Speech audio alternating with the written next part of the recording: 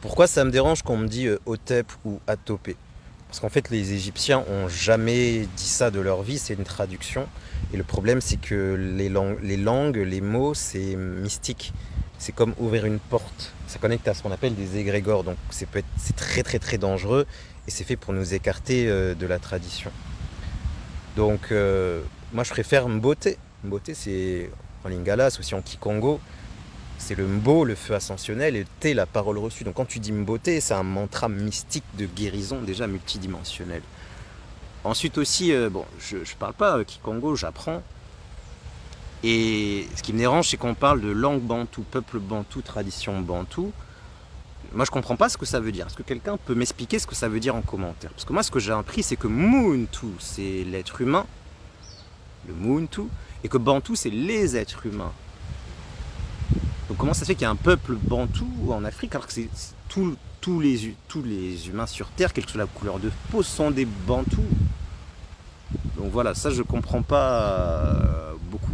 Ensuite il y a un amalgame sur Congo avec un K qui est à la base un niveau d'énergie. Ça veut dire Congo, ça veut dire que tu as le niveau d'énergie, c'est bon, tu as fini ta vie sur Terre, tu vas faire le Kunaka, l'ascension. Tu vas aller en 4e dimension, l'état Congo. Et pour ça, il faut construire le Nintu Korongo, le corps ascensionnel. C'est comme si je dis l'état bouddhique, ou l'état maître Jedi, ou l'état Super Saiyan 5. Et ça, ça date même pas de l'Égypte, c'est avant. On parle de Tara, la planète Tanguy. Il y avait des Congos déjà, il y a plusieurs millions d'années. Enfin, vous voyez.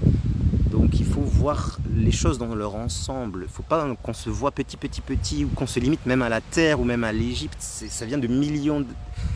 Est-ce que même il y a une date à la tradition Congo? Tu vois, c'est comme si je dis les lois de l'univers. Tradition Congo, c'est comme si je dis les lois de l'univers.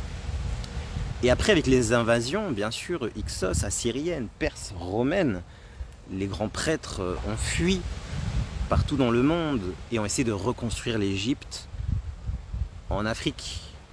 Et c'est là où ils ont fait Mbanza, Korongo, etc., etc., etc. Et qu'il y a eu ces magnifiques empires africains, puis après il y a eu l'esclavage, la colonisation, et le pays Congo, le fleuve Congo, un peu avant bien sûr, et maintenant c'est devenu une ethnie. Donc voilà, voilà moi ce que j'en pense, et vous qu'est-ce que vous en pensez? Qu'est-ce que vous avez appris? Je me base sur l'école initiatique Kimuntu, donc moi je suis pour rien. J'apprends, je partage ce que j'apprends, après on en discute en famille, ensemble, dans le Zola, dans la paix multidimensionnelle. Yeng et Kieno, abonnez-vous.